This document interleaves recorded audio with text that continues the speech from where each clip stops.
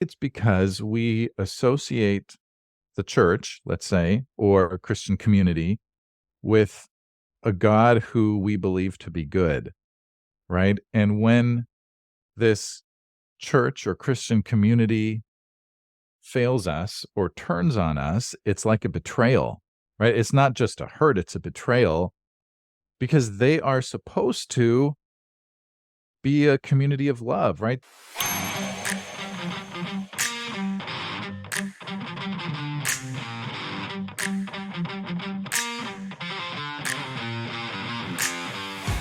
Hello, everyone. Welcome back to Seek, Go, Create. This is the podcast that challenges the status quo and explores unconventional paths to success in leadership, business, and ministry. I'm your host, Tim Winders. I'm an executive coach. I'm the guy that gets to ask the questions, my favorite seat to be in. And I'm so excited about my guest today. I consider him a friend. We've been hanging around each other, I guess, for the last 3, maybe almost 4 years. So let me just go ahead and do a quick intro, and we're going to go ahead and dive in. Markus Watson, he's a Presbyterian pastor that calls San Diego home, and he resides there with his wife and his children. And he just has a lot of things going on that intrigued me to reach out to him. So he's an author, has a podcast. I'm sure we'll get to all that, but let me just tell you the bottom line. He's redefining success in ministry, and we're excited to hear his inspiring journey and insights. Markus, welcome to Seek, Go, Create.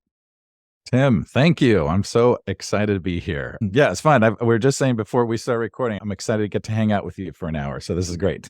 Yeah, no, and I've actually, I'm a little bit late starting this morning. I've got my second cup of coffee with me. So it's going to be like we're just sitting, having a cup of Nice. coffee, talking and all that. But I don't want to get totally off track from my schedule. I want to ask my first question, even though I know this answer, but we're going to pretend like we just met. Okay. I bump into Markus, we're on a plane, I'm in church or something like that. And I say, Markus, what do you do? When someone asks you that, what do you tell them? In terms of a job, I would say that I'm a pastor, but so I'm a pastor and a podcaster is what I would say. As you mentioned, I'm a pastor at Mount Soledad Presbyterian Church here in San Diego right now. I do Spiritual Life and Leadership podcast, which is part of the Church Leadership Institute at Fuller Seminary. But that's just the stuff, right? But really deep down, when I think about what I do, I love to help pastors and churches, especially if they're having a hard time. All right, that's a lot of churches, right? So like when I think in terms of my podcast about my audience, I think about pastors of smaller and mid-sized churches who are like, this world is not the world that I was prepared for. Seminary didn't teach me how to lead in a post-COVID world, in an extremely politically polarized world, in a world where people can think of 1,000 other things to do on a Sunday morning, and they're just not looking for church. And so, whereas you used to be able to just start a church and people would eventually come. If you build it, they will come. That is not the world we live in anymore. So anyway, even in my work, so I'm an interim pastor right now. Even in that work, I think in terms of, I just want to help churches and pastors become who they were meant to be. I think that God has every church exactly where God wants that church to be. And then it's up to us to figure out why we are where we are. Like, what exactly is our calling in this place at this time? And so anyway, that's what I think of. When I think of what I do, that's a long answer. I don't necessarily tell somebody that at the airport, but that's what I have in mind when I'm saying what I do. So I've come to believe, this will be kind of opening up a little bit, it's really a bad question. Don't you think? Because most of us do respond in what I would call the superficial stuff. Titles, whatever. And I went through this evolution after we had gone through some challenges where I was trying to dig deeper on more like who I am versus what I do. But it still came back to, I'm a husband, I'm a father, now I'm a grandfather. That sounded better. I even put that on all my socials at one point, but I've actually considered, I could run this by you because you're a buddy.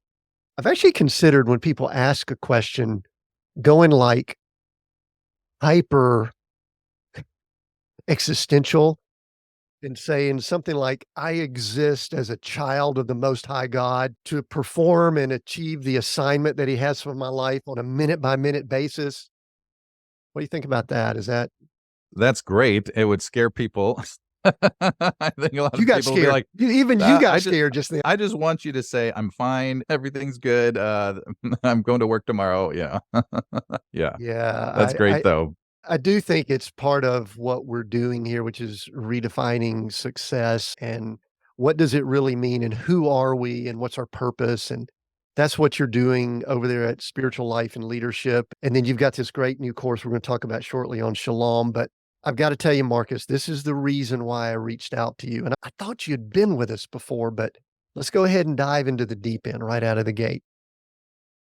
You and I have been around each other a long time, and we've seen each other in some businessy settings with masterminds for podcasters and Christians and things like that.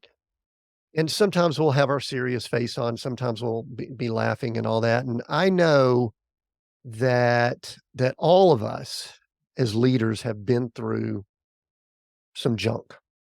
And I know you have. I know your story. We may get into a little bit of that shortly. But over the last, say, 30 to 60 days, I've seen you do some videos on social media. I've seen this course pop in on Shalom, and I could just see a peace in your eyes and your demeanor that I haven't seen before. And I said, I want to talk to Marcus. So why not do it as we're recording and let everybody listen in? Having said that, what's going on? Is that a good observation? Did I just catch you on a good day where you got some good sunshine on you or something? Or Yeah. what's happening? You got a great look to you, you got a little scruffy beard going. That's super encouraging. I'm really glad to hear you say that. Yeah, it's interesting. So it has been I won't go into all the details, but you can ask more and then we can if you want to. But I had a really rough go at a former church. What is it? It was 2016. I got voted out of that church after a year of crazy stuff. And it was really, really hard, really painful. Thought I'd never be a pastor again. I worked for a nonprofit for about 2 years. And then eventually started working for a very small church in rural Southern California between Mexico and the Salton Sea and between the mountains and Arizona. So this little part of California that almost nobody knows exists. And it was so good, right? And I began to experience some healing there. And after about 3 or 4 years there, I moved to a church closer to home. I almost needed a place to be far away from home. I needed a church that I could serve where we had really clear boundaries. We had mountains between us. And so now I'm closer in another church, and I feel it's just been this ongoing journey of healing from a kind of trauma that I experienced. The podcast, which I started now just over 5 years ago, which is amazing, has been a part of that healing process. And then starting to do some online courses. And so it does feel like just a little more I'm embracing who I'm being called to be as a leader of leaders to some extent, right? A leader, someone who has learned from some really hard things and has learned from some really good people, and just to share that with whoever it would be helpful for. And so in terms of what you're maybe seeing on social media, I think it is a little bit of an embrace of I can be that, right? I can be that. It's not it, right, and it's not even I can do that. It's I can be that. In a lot of ways, it's about identity. Can I see myself being that person? That happened actually with me even becoming a pastor. My dad was a pastor, and that was always his thing. And I resisted that for the longest time because I couldn't see myself being a pastor. And then finally I had a moment where anyway, I was like, okay, Lord, I'm all in. And so I think it's part of that journey. It's the journey of me embracing more and more who God is calling me to be. Yeah. That Sharing that with original me. question I asked, what do you do? It seems to me like and we're all going through this, I think, as we go through our lives. And at times I'm wondering what it looks like. I think you ever seen these circles where it keeps circling and moving more towards the middle, the bullseye? It seems like our life journey, mine, has been like that. Maybe it's a roller coaster. Maybe it's Yeah. whatever. And I don't know. sometimes it's like this too, right? Eventually you get in, oh, there we are. Right. But Anyway. there's another thing you did. I want to go ahead and ask this now, and then we may back up and get just a brief story to get some context. But you also did something that I've seen some people do, and I've seen kind of some changes every time I've seen people do this 500-mile hike over in Spain where they find themselves or whatever. I mean, and literally it's called a pilgrimage. And I was interacting with you before and I saw you do it and I watched a little bit while you were doing it. Did that have anything to do or was that just a hike? Oh, no, it was a transformative experience for me, 100%. And there's a whole story there if you want me to tell it. Tell it. I'd love to. And So, the name of it, it's like Carmen de San Diego no, or it's something. the Camino de Camino. Santiago, right? Okay. Camino means the way of Santiago or St. James, right? Santiago is St. James. And it's a pilgrimage, and the most common route starts in southern France and goes along the north of Spain and ends in the town of Santiago at the cathedral of Santiago de Compostela, it's called. I don't know what Compostela means, but that's what it's called. We meaning I and a group of other ministry leaders did the Portuguese route. So we started in the south. We didn't do all 500 miles. We did about 100 miles. So it was about 8 days of hiking. I would love to do, and I will one day do the full thing. And so I can't wait to do that. I first discovered the existence of this Camino, this pilgrimage, right after I got voted out of my church. A friend of mine learned about it somehow. There's a movie called The Way with Martin Sheen, directed by Emilio Estevez, and just a really great movie about the Camino and about the kind of just these characters on their path and the kind of transformation they experience. Anyway, as soon as I learned about it and having just been through a really traumatic experience at a church, I was like, I want to do that. Just the idea of getting away and just walking and being with Jesus for 30 days, or it turned out to be 8 days, but it was wonderful, right? 8 of the best days of my life. But I wanted to do it so bad and had never quite gotten around to it, but I knew eventually I would. Literally the first Sunday that I was serving at Mount Soledad Presbyterian Church, where I'm at now, so about a year and a half ago, the worship leader there, who I actually already had known, he said, "Hey, I'm doing this the Camino with a group of other guys in the fall. Do you want to do it with us?" I was like, "Yes, I do. Sign me up right now." And so it was a really great experience. And so here's the story of transformation that I experienced on that path. First of all, being with these people, only a couple of which I already knew, it was just like one of these community building experiences where we're at the end of the day, we're all walking, sometimes together, sometimes separately alone. But at the end of the night, we come together and we just share where are we at spiritually, personally. What are we processing today? What was our experience like today? And it just created this bond. And just on Tuesday night, I went up to Orange County and met up with 5 of them. There were 5 of us together. And it was just right. So these new friends, that was so good. But then here's like in terms of the trauma and healing from that, on the very first morning of walking, we started in the town of Ponta de Lima in Portugal, and we stopped by the cathedral. Every town has a cathedral. And so we went over to the cathedral and I sat down in there and it was beautiful. And I started talking to God. I was like, okay, Lord, here it is. I'm doing it. This is what I've been wanting to do now for 5 years or 6 years or whatever it was, ever since that church. And then I cussed. That church bleeped me, and obviously silently, and nobody heard me say that. But those are the words that I was thinking. And I just felt so angry. And all this energy inside of me, this angry energy, this frustrated energy, this outrage sort of energy. And I was just like, I got to go. I got to get up. And so a couple of the guys were hanging out. They were sitting in a cafe, having some coffee to start the day. And I was just like, all right, guys, I'm off. Buen Camino, the greeting, Buen Camino. And I just started walking and I was just like hoofing it. It's like I needed that. I just needed to walk. I needed to be alone. It's like I was burning off all this energy that I was feeling. And the second day, so I walked alone. The first day I caught up with a couple of guys for the last hour and that was great, but alone most of the day. And then the second day I walked alone again. But about halfway through that second day, it's like my energy changed. It's like all of a sudden, and I wasn't like hoofing it anymore. I was just walking, just a steady pace. And in the evening, as we were debriefing together the day, I shared with them what I just shared with you and a little bit about my history with my experience at that church and stuff. And I said, I walked alone these first two 2 days, but I realized today I don't want to walk alone anymore. I want to walk with someone tomorrow. Afterwards, one of the other guys says, "I'll walk with you tomorrow, Marcus." And so it was good. I maybe had an hour or two where I would walk alone throughout the rest of the time, but most of the time I was just walking with these other guys, and it was just so good and helpful. But then near the end of the week, second to last night, I think it was, we're in the town of Armentira, I think. So we did what was called the spiritual route. There's kind of two options. At one point, the spiritual route breaks off. It goes up into some mountains and then down back to the coast. But you stop in a town with a monastery there. And we got to this town with a monastery. There's a service of blessing for pilgrims led by these sisters. And so it was really beautiful. We did that in a small chapel, but then there's also a larger cathedral as part of the monastery. This is like a 1,000-year-old monastery, 1,200, something like that, really old, which is super cool, right? You don't get that in the US here. You don't find old things.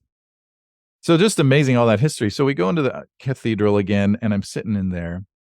And I said to God, I said, "Okay, Lord, boy, this feels a little bit like that first morning. And here I am again sitting in a cathedral, but I don't feel the same way I felt that same morning." And I said, yeah, and so I was talking to God, and it just came out of me, "Lord, just be with that effing precious church." You know, and so I was able to, right, a kind of forgiveness, a kind of healing for sure, a kind of letting go, surrendering, and yeah, and it was just what I needed. It's uh, ever since that experience with that church, it's been like an onion. You peel away layers of anger, layers of anxiety, layers of frustration and hurt. And this was a big layer. So this was like, and I'm sure there will be more layers over the years, but it was a big layer, and it just changed my own inner energy, so to speak. When I think about what happened there, I don't think of it quite with the same intensity and anger that I once did. I still don't like it, but I don't it doesn't feel I don't feel as broken because of it anymore. I don't know if that makes sense. So, Yeah. yeah, it does, and I don't know if this is a theory or a theology or just a thought. You can respond in whatever way you want, but I've got this thought from studying scriptures, from stuff I've been through in life too, and truthfully, we could probably interview, I think, just about anyone, Marcus. You'd interview people, I interview people, and they've got a journey, and they've got a situation that occurred or an event or trauma or something, and I hate it, and some we rank, some we say that this one is worse than the other one, but I think everybody's got their own journey. I think it's their journey, right? And I think what it does is it actually can and does damage our souls. Takes a chunk out of it or leaves a big scar, or sometimes a dang open wound that we have. And so I think part of our life is trying to protect our soul, but I think we still have to get out there and do stuff.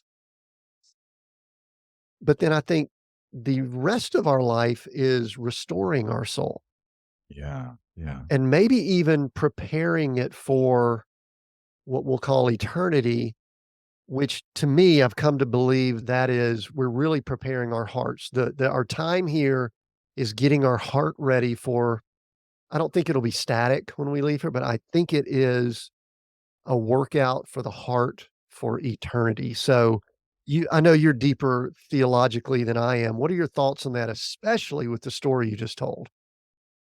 I think if I'm hearing you correctly, I think I agree in that it's almost like we need suffering in our lives. And it's so paradoxical, right? Because we weren't created for suffering. It's like God didn't create a world in which I want people to suffer. That's the exact opposite. And I think it's the opposite of what is in store for us. But there's something about suffering, and I think the cross reflects this. There's something about suffering that is transformative, right? And that shapes us into who we were actually created to be, right? We get clear about what really matters, what about things like I don't need to meet other people's approval, right? That's not the most important thing. I don't need to present this version of myself. One really helpful book that I read was called Falling Upward by Richard Rohr, and he talks about life in terms of first of half of life and second half of life. And the first half of life is he uses the image of building a container, right? You spend the first half of your life building your container, and that's appropriate. He says you need to uh, be proud of yourself. You need to accomplish some things. When you're a kid, you need mom and dad. Hey, look, mom, no hands. That's first half of life stuff. But you need that. Oh, way to go. Great job. But if you stay there, if you where you're just constantly trying to build your container, it's like you haven't fully developed as a human being. And so at some point, you have to move into the second half. And usually that happens through a really difficult experience, right? For me, this experience at that church was the transition for me into second half of life, where it's no longer about me. And I'll be honest, I wanted to be an impressive pastor. I wasn't the pastor of a big church, but I wanted to be. Or at least a growing church. I wanted people to say, man, Markus is doing such a great job at that church. What a great pastor. And then everything fell apart. And I was like, what was all of that for? And it just put me in this place of reflection, deep reflection. Okay, I'm going to share a moment with you. That was, if I had to point to a moment where I made the transition from first half of life to second half of life. And by the way, second half of life now, you've got your container, but your purpose now is to pour out, right? You've got a container and now you pour out of your container. You're not trying to build your container anymore. You pour into other people. So for me, that moment was, so I was accused of some really terrible things, and I didn't know who was making these accusations, and our presbytery was not following the right processes. One thing, Presbyterians don't do everything great, but one thing they do is they have some good processes when people are accused of things to protect the innocent and to protect the accuser, and so there's some confidentiality involved. But anyway, they were not following the process, so I was left pretty vulnerable in this. And the kinds of things I was being accused of are the kinds of things that people go to prison for. And so I was sitting on my patio and I was spending a lot of time reflecting on the Psalms of Lament during that time. And so I just spent some time in one of the Psalms of Lament. And then I was just sitting there and thinking and reflecting, and an image came into my mind. And I was just thinking about all the things that I could lose. And I was like, man, I could lose my job, which I did eventually, right? I could lose my reputation. And that for me was almost the worst thing, because people would believe, all these friends and colleagues would believe this thing about me that wasn't even true, right? I could lose my ordination as a pastor. I could lose my family if it looks like this is true. I don't actually think I would have, but that's where my mind was spiraling into, right? I could lose, due to the nature of these allegations, I could become a registered sex offender if it looks like this is guilty. I'm guilty of this. And everywhere I go, people are going to believe this thing, and I'm going to have to say this thing that isn't true about me. And then I thought, spiraling, I was like, I could go to prison. And I had this image of myself sitting in a prison cell all by myself, having lost everything, my job, my ordination, my reputation, my family, my belongings, my house, and I'm all alone. And then it was like I sensed God say to me, yes, Markus, you might lose everything. And I didn't know yet. My future was unknown. He said, you might lose everything, but you will never lose my love for you.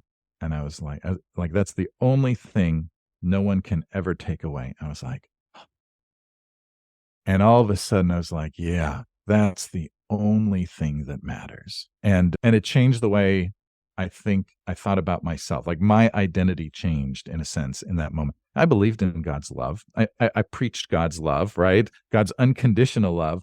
But it's like I didn't get it really until that moment. And so all of a sudden I was no longer, again, thinking about what do you do? My identity didn't become primarily I'm a pastor or a husband or a podcaster, which I wasn't yet, but any of those things. My primary identity is I'm God's beloved. And that's it. And everything else is just an expression of that belovedness. And it changed the way that I thought about ministry. It changed the way that I thought about being a pastor. I was reading some really great books at that time. One of them was Life of the Beloved by Henry Nouwen. And he says in that book, and I'm paraphrasing here, something like, once you discover yourself to be God's beloved, you just want everybody else to know that they're God's beloved too.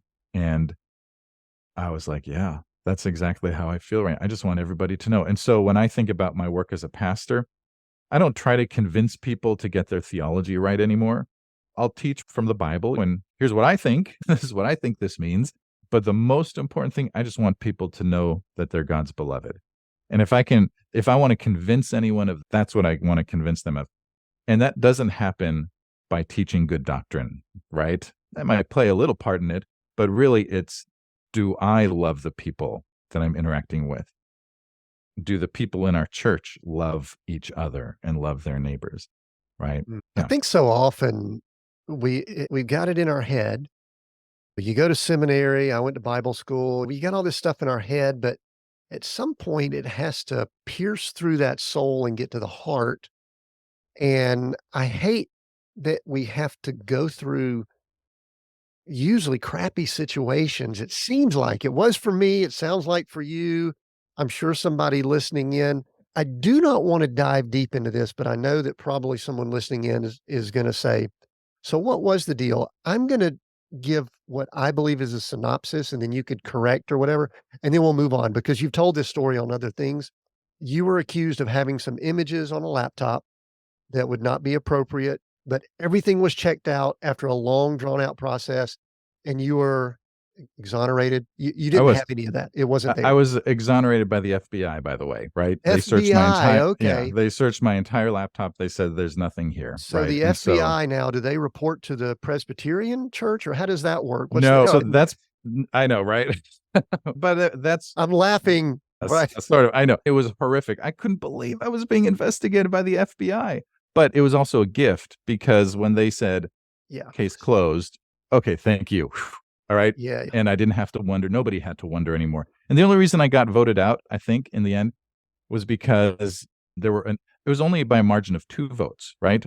So 50-50 split plus 2 on the side to vote me out. And I think the reason is there were some people who, I don't know, just didn't trust me and wanted me out. And then I think there were a lot of people who are like, I don't know. And maybe it's just better if we get a new pastor. And so I get that. But I had a lot of great supporters as well who were like, Marcus, we're with you. And some of them actually come to my new church now. And so that's nice. So this is a weird question about this, and I know you've Yeah. reflected quite a bit. Do you think God wanted you out? Oh, yeah. Good question. Which then, of course, wait, while you're thinking about that, which then, of course, leads down this rabbit hole that I don't like to go on, but what was God's part as this was going on? You talked about suffering Yeah. earlier. I've always said God did not bring on the downturn of 2008 when we had companies and businesses, but boy, I sure do know he used it to get to me when it happened. Yeah, So, right. but then of course we start studying Job, which don't go down that rabbit hole there. We don't want So when I think about that, I don't think that God caused it. I think that sinful people caused it. And they have free will. And the person who made these initial allegations came, I think, from her own brokenness. And anyway, and so no, so I don't think that God wanted me out. I would say no. I would say that God wanted to be with me, whatever happens. Right. And I think that if I had stayed, the transformation had already happened in me. And so I would have led differently, even if I had stayed in that church. I don't even know that I don't think I would even say that God wanted me to go through that, although it's also hard to say. It's this is the paradox, right? Where I don't think God wants me to suffer, but he's also there's gonna be suffering, Marcus, because this is a broken world, but I will be with you, right, in the midst of that suffering. And it scares me a little bit to think that there's gonna be more suffering in my life. I'm gonna lose people I love. That's part of life and all of that, but God's gonna be with me in all of that. Yeah. yeah, I have to be cautious going down this thought process because the way my mind is wired, and we've got leaders listening in and you work with leaders all the time. We like to be optimistic, but at times we have to be realistic. But then at times I think we have to be pessimistic. And I think our challenge is knowing when to turn it on and turn it off, because I'll give you a quick story that happened to us just the other day. Our son travels, lives in his RV just like we do, and he has a trailer where he carries, now he has 2 motorcycles that he carries with it, and he had parked his rig near a trailhead up almost at the Canadian border in Washington State. Not much around there, and he'd gone camping with some people, had 1 motorcycle with him. Came back, someone had stolen one of his motorcycles off the back of his trailer. And, like we were talking about, something happens that kinda, you lose faith in humanity, and he waited a couple of days before he told us about it. He reported it to the police and stuff like that. Well, he called us up, and my wife is wired. She does not like to be stolen from. She is. I think when Yeah, she well, was young, she had a father that anyway, we've all got issues that we interesting. deal with. Sure. So 24 hours later, somebody had called and found his motorcycle. Someone just put it in a ditch, didn't really damage anything. They didn't have the keys to it. And some girl and her dad were out camping, and this girl was a teenager, was maniacal about, "Dad, this is somebody's motorcycle. We got to find who it is." So he gets a call. So yesterday, 36 hours later, he goes and picks up his motorcycle. All good.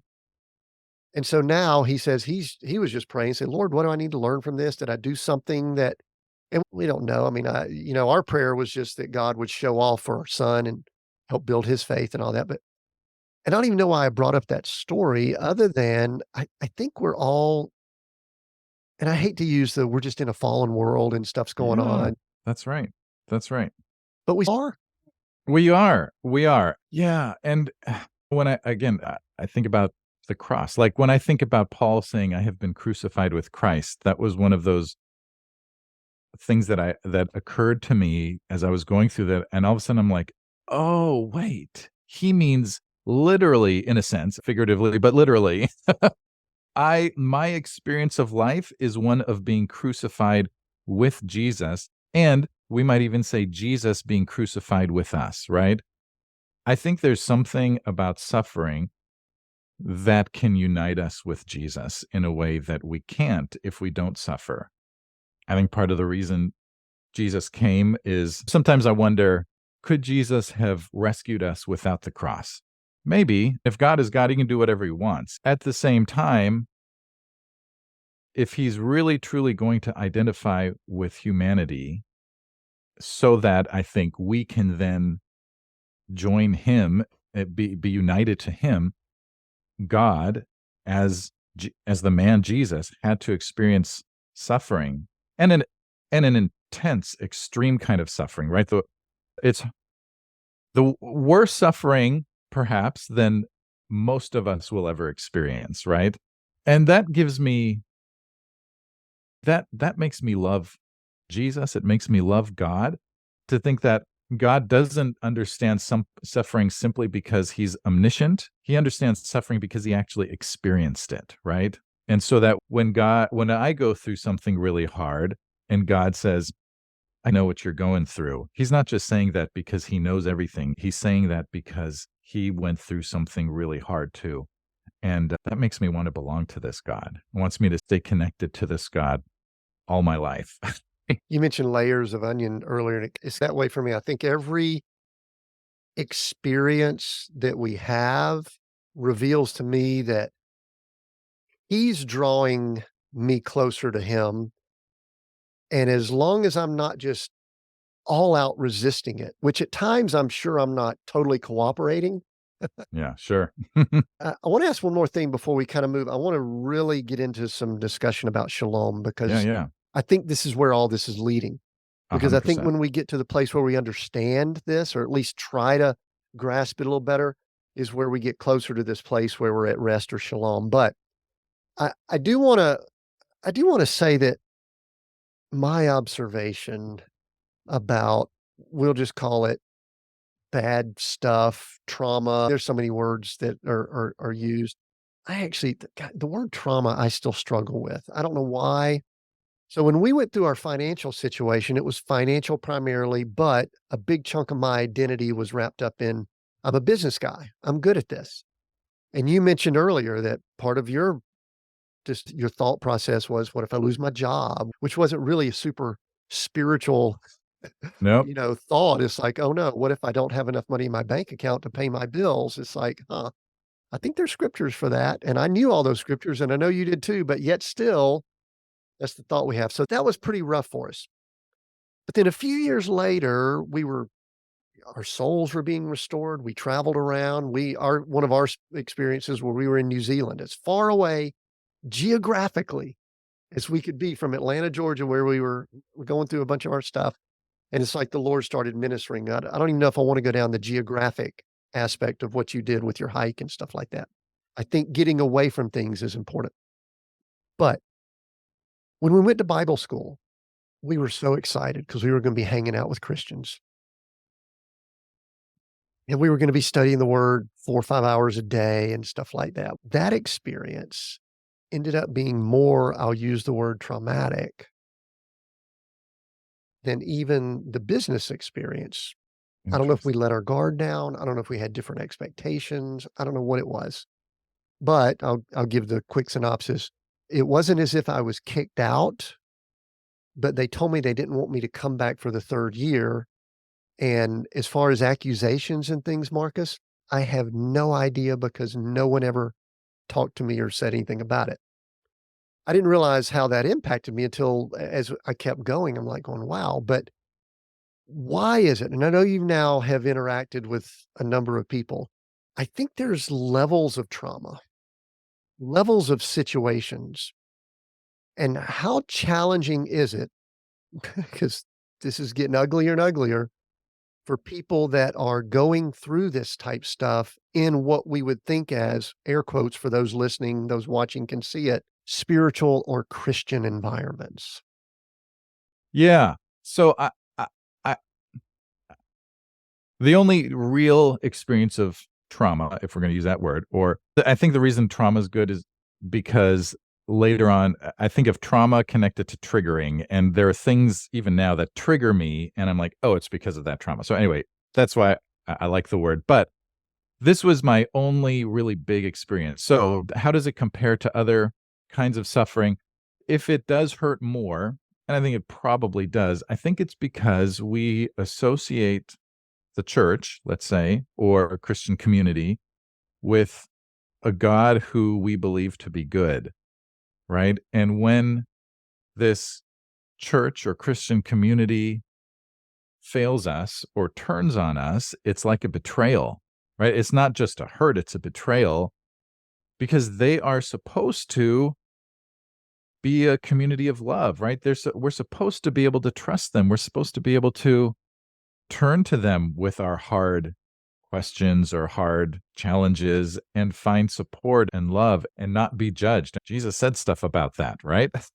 And so when our church, our community becomes an experience of judgment, of rejection, of betrayal, I think it hurts all the more because it's not supposed to be that. It's one thing if you're a kid and the bully at school is mean to you, but that's what you expect from the bully, right? You don't expect that from the people of God.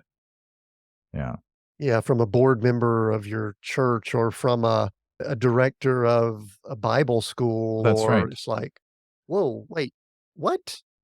We're supposed to be in this together. Like, what? And there are ways to, if you have questions about me or concerns, right?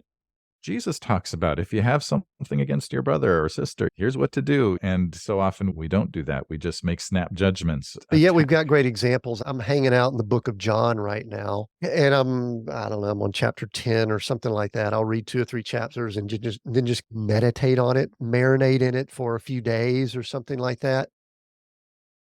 And I might have shared this with you. I could see that Jesus probably communicated with 3 groups: the sheep, his disciples, and then what we'll call the wolves, which that was the church The people, religious leaders, the yeah. Pharisees. And I've been reading through some dialogue where it's, oh my goodness, what I went through at Bible school pales in comparison. We talk about suffering as Jesus. What would it be like to be, okay, I'm the Son of God. He knew that. He was confident in that. I'm here. And they're going, we got to get rid of this guy. Yeah. And it is interesting, isn't it, that the only people that Jesus actually attacks is maybe not the right word, but resists or preaches against are the religious leaders. He doesn't do that against any other group, but which always makes me feel like I'm in the wrong group. Or I need to be a different kind of a person in that group. Nicodemus Yeah. was in that group and yet different, or Joseph of Arimathea. And anyway, I need to be one of those guys. There were just a couple of them there, yeah, and I Yeah. think that's one of the things I think at times I could be pretty because I was saved in a business setting, I don't know that a church setting would have been that inviting to me, I mean, just the way my makeup was, and so I could be a little bit critical of kinda structure and things like that, but then I think we need to be because Jesus obviously was pressing, but somewhere along the way, Marcus, this word shalom started entering into your vernacular and things like that.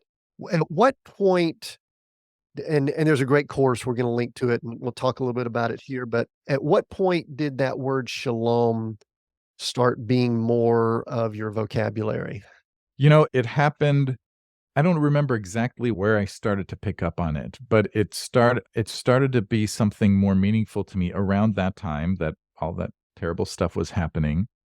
And I'm pretty sure it was before I got voted out of that church. But I started to just think I started to realize in some way that shalom and maybe so that shalom is at the heart of God's mission. What's shalom? I came across the definition somewhere and I don't remember where, and I would love to find out so that I can give proper credit. But I even Googled it. I typed in the exact definition, which I saved from somewhere, and I cannot find it. I can't claim it as my own, but I don't know where it comes from. But here's the definition of shalom. Shalom is not just so it's peace. It means peace, right? And that's a good translation into English. It was a greeting that they use still today in Hebrew.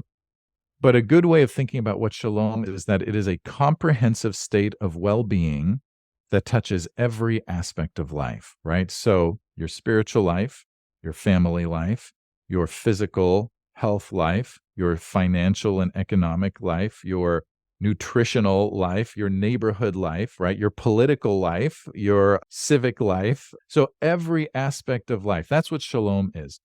And I came to this sort of realization that that's what God created the world to be. God created the world to be a world of shalom. The creation story in Genesis doesn't use the word shalom, but what is depicted in the garden is an existence of shalom, right? Harmony is another good word, right? Everything was as it was meant to be. There was peace, there was goodness, there was love, and there was care. Adam was charged with caring for the garden and to work. I love it. Work was there. Work is part of shalom. There's a difference between work and toil, right?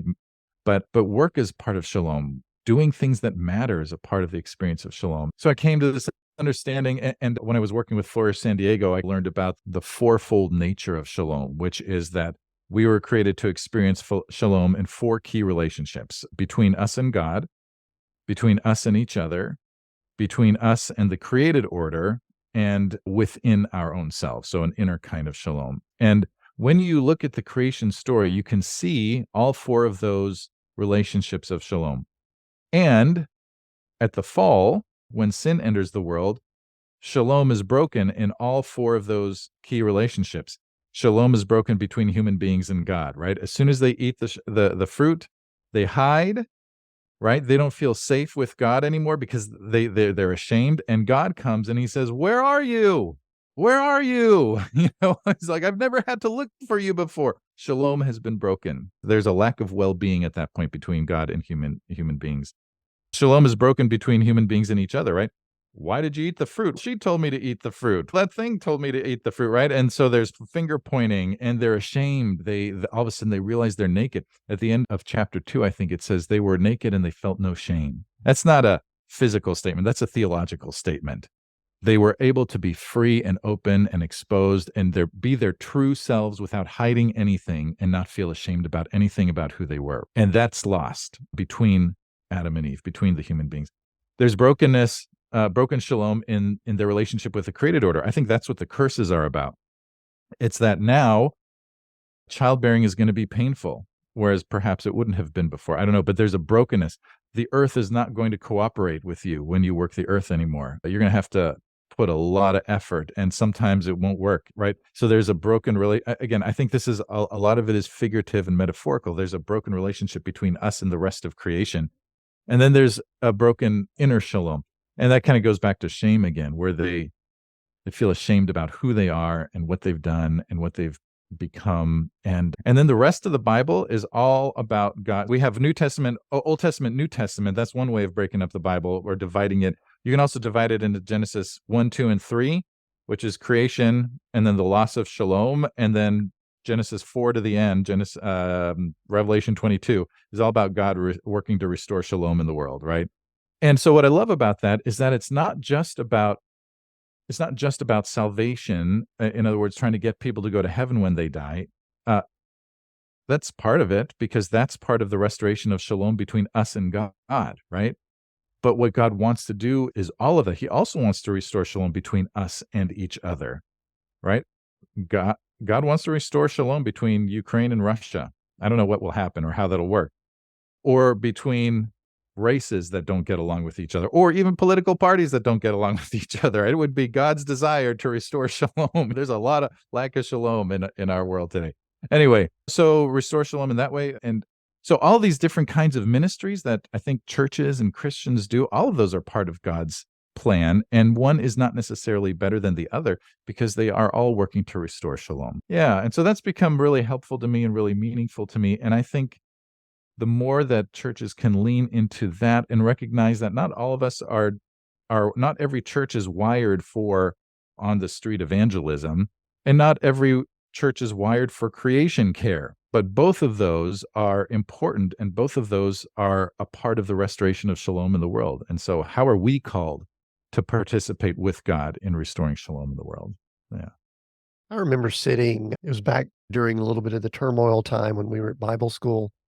We had a little apartment there, and the balcony sat looking out over it wasn't like a highway, but it was like a 4-lane road that came into this little town. We were in Colorado. And this particular morning, I was spending just time, I think it was prayer. I don't know. Could have been whining, could have been complaining, but that was my prayer at that time. And there was a good bit of traffic on the road. It was going by, and I was just talking about this topic. I'll use the term rest at times, and sometimes Sabbath, which is lumped into this. And in the novel I wrote, I actually wrote one of the 3 principles was being at rest or being at peace, and the word shalom, I think I threw in that description. So that's why it's near and dear to me. But while I was sitting there just talking about to the Lord about all that's going on in the world and all the stuff and the junk and all that, and I felt as if the Lord said, as someone who is part of my kingdom, he says, you should be able to walk out into all of the chaos of this traffic, this road. Now, there's a physical issue there. I don't want to get run over by a car, but all the noise, all the chaos, and still be at rest or at peace and shalom. Now, I got to tell you, Marcus, I don't think I've gotten there. There's a lot of stuff going on and all of that, but I do think I love what you said, that it's almost like we're going through this process of being restored to the shalom of creation. And as long as we were talking earlier about we're being drawn into God, drawn into his sphere closer, closer, getting our souls healed, all that type stuff. As long as we're doing that, we are at a better place of shalom rest. And then I want to say another thing, and then I'll let you just respond to whatever you want to there, is I do think there are people, this is where I jump on the prosperity gospel message, which I spent a good bit of time in the prosperity gospel, but I actually believe that a lot of first world churches are prosperity gospel churches without knowing it, because they have this awesome God mindset. if we go to church, if we check the box, do certain things, then we've got money in the bank account, life is good, life is awesome, which is the prosperity gospel, by the way. Yeah. And I think you can probably admit there are some that are hardcore prosperity, but then there are some that, and also having said all that, just what do you want to respond? Yeah, yeah, yeah, yeah. So again, going back to the paradox of suffering, sometimes God can bring shalom out of suffering. That was my experience. And sometimes I think God can bring even greater shalom out of suffering than, and God can do whatever he wants. But I think we experience greater shalom having been through a time of suffering than if we never go through any kind of suffering at all. And shalom again, inner wholeness, true connection with our Creator, being able to have compassion on those around us, and thereby be more united with those around us, a unity with those around us, because we have been through something hard and challenging, right? Again, the paradox: God restored shalom in the world by means of a crucified,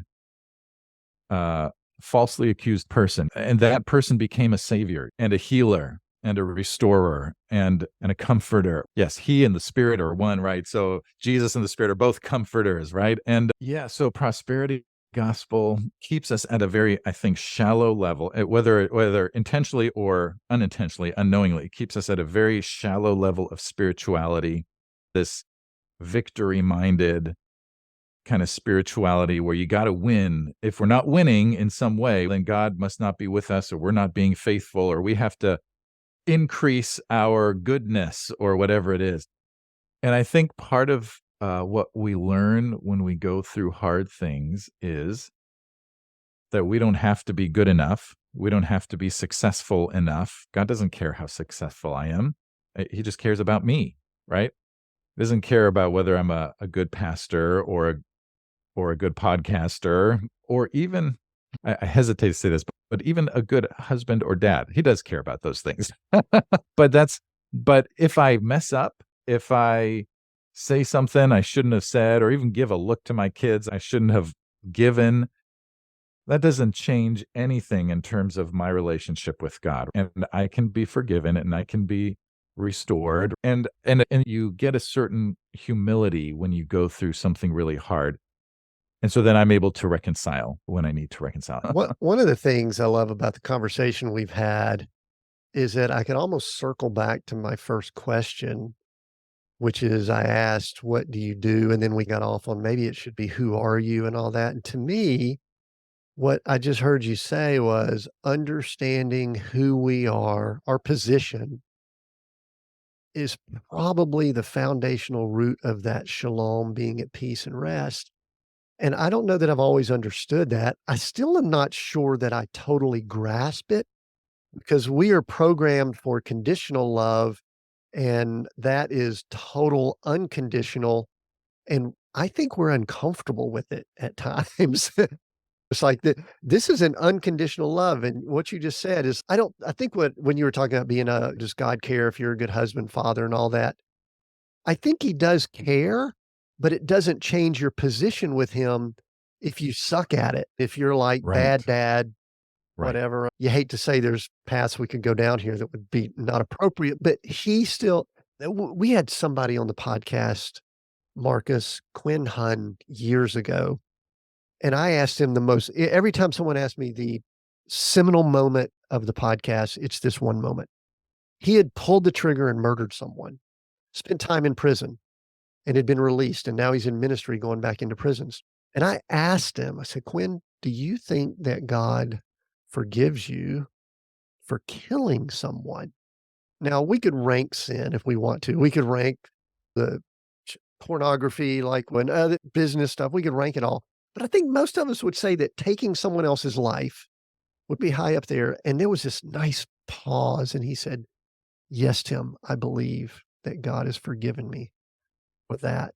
And that is some shalom, because I still go through, I think a lot of it's being cleared up and a lot of that soul type stuff we're dealing with. But so I think that what do we do and who are we is that root of shalom. But You've written a course around this, and I've been able to go through some of it, but not all of it. Tell us about that course and how that came to be. The course is called Becoming Leaders of Shalom. And it's interesting. It developed that title over time. That was not my initial title. I gave it to some friends for feedback, and one of them said, "That's not." I think I called it transformative leadership because that's not really what it's about. Although, anyway, I focused a lot on adaptive leadership. That's part of it. Anyway, as I'm working through this, I'm like, this is really about how do we become leaders of Shalom, leaders who bring well-being into the world. And so, and I'm thinking about pastors in particular, but this could apply to all kinds of leaders. So I spend some time in the course talking about the challenge that we're facing in the world today, in a world that is different from the one. We experience some lack of shalom because we feel disoriented in the world today. We feel in a state of disequilibrium. Exile is one of the ways that I talk about it. And these are words that we want to feel balanced. We don't want to feel unbalanced. We want to feel at home, not in exile. And yet, there is good that can come out of all of these. This is what we've been talking about. When you feel like you're in exile, like you're just not at home where you are, you don't feel settled, God can do some good things out of that. When you feel in a state of disequilibrium, unbalanced, this comes from a book called Surfing the Edge of Chaos, which is a business book, actually. And they talk about how organizations need to go through times of disequilibrium because it makes them stronger and more resilient. And they talk about systems in general, ecosystems.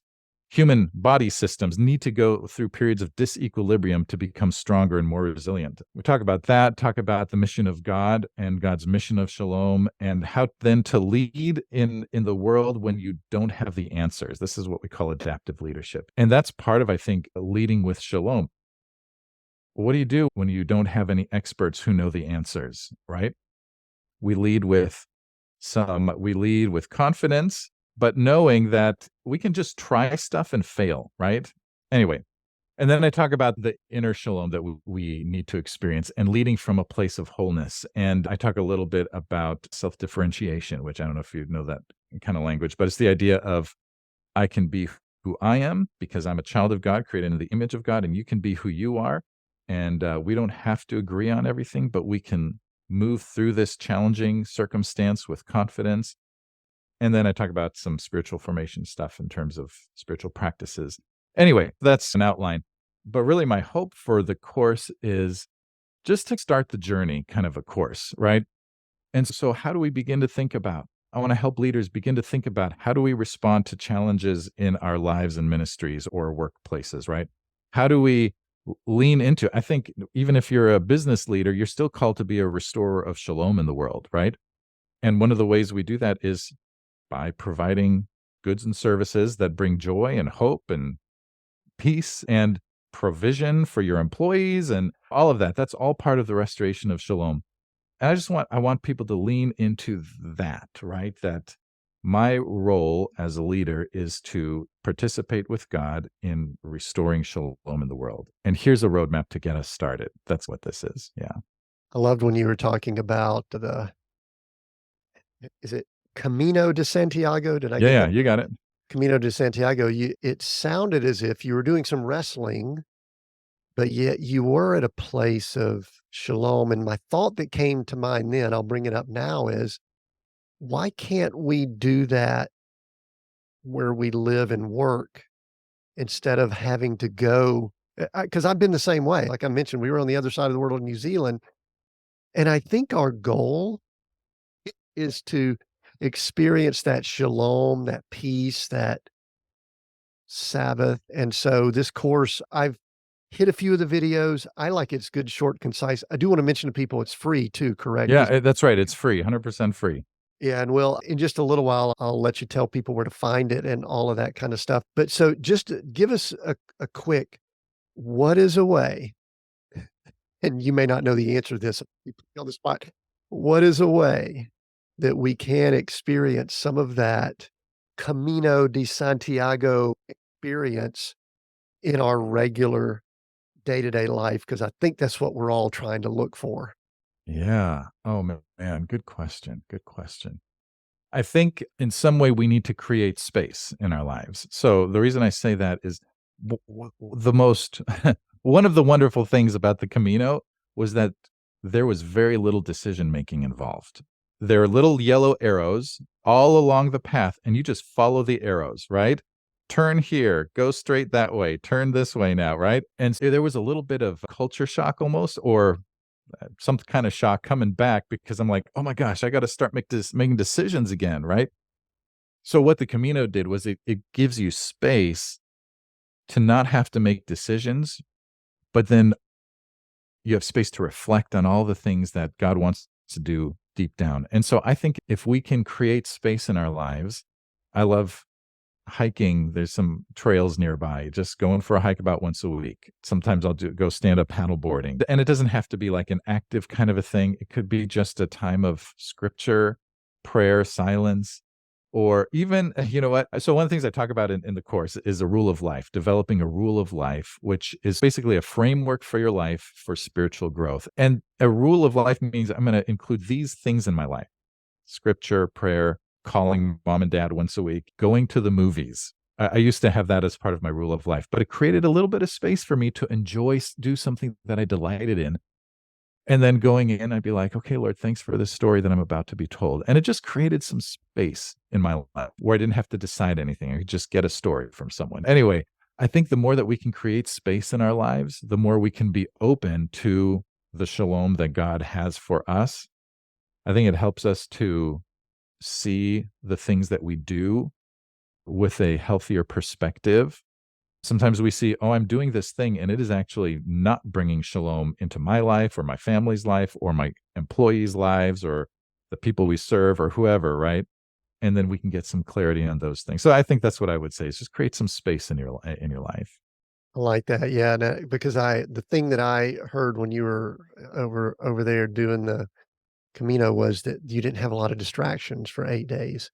Probably weren't checking your phone. You may have had it with you, but hopefully shut it down. And my wife and I talk about this all the time, that we want to start taking Sabbath from devices, because these devices, I think they're awesome. We're on one right now. Someone's probably listening in on one, and they can nourish our soul, but I also think they could eat away at it and take chunks and distract us. So I love that create space. And the thing about that is, Marcus, I think every leader, every person, every individual has to find their own way down that path. You and I, we could sit here and say, okay, here's the 3 ways to do it, or 7, blah, blah, blah, whatever.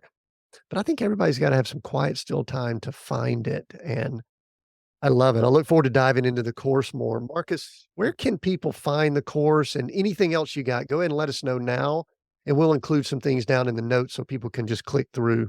So the course, you can get it by going to markuswatson.com/leaders of shalom. And it's Marcus with a K, right? Not Marcus with a C, Marcus with a K, markuswatson.com. And if you just go to markuswatson.com, you can also find my podcast there. You can find information about my book. You can find all kinds of other stuff there as well. Yeah.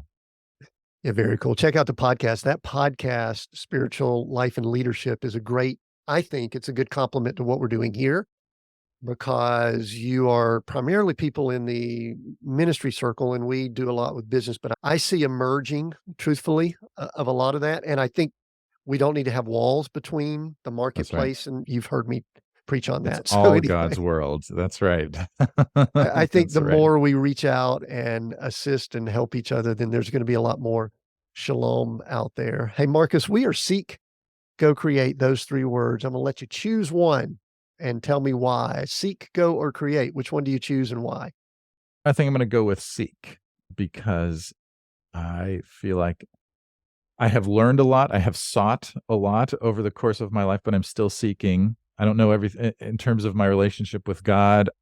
I've learned a lot about God, but it's like the more you learn, the more you realize I have so much more to learn about God. So I'm still seeking. I'm still seeking how to best participate with God in the restoration of shalom in the world. And so I'm always thinking about, I don't want it to sound like I'm always like dissatisfied, but I am seeking. I'm like, okay, Lord, where are you leading now? Where are you leading now? So I go with seek. I go with it too. I like what Paul says. You know what? I've just learned to be content, but I don't feel like Paul was standing still. He was moving forward. And so there's that balance. Markus Watson, thank you for this conversation. And like I said at the beginning, I can tell that you are moving in that direction of shalom. And it's one of the reasons I wanted to reach out. And this was a nice, good, deep conversation. And I think will be helpful. Make sure if you've listened in, go to markuswatson.com, Marcus with a K. I spell it with a C too often too. I was typing in earlier. Go check that out and get all his resources. Definitely sign up for this course on shalom. I believe it'll be a blessing. I think the world needs more shalom. And so start with leaders, start with people listening in here. I'm also going to ask you a favor. If you've been listening, share this episode with someone because I think we all needed it, but I also think that you probably know someone else that did. So take a screenshot. If you're on YouTube, just share the link to the videos and clips and things like that. I think it'll be a blessing to people. Thank you for listening to Seek, Go, Create. Until next time, we've got new episodes every Monday. Until next time, continue being all that you were created to be.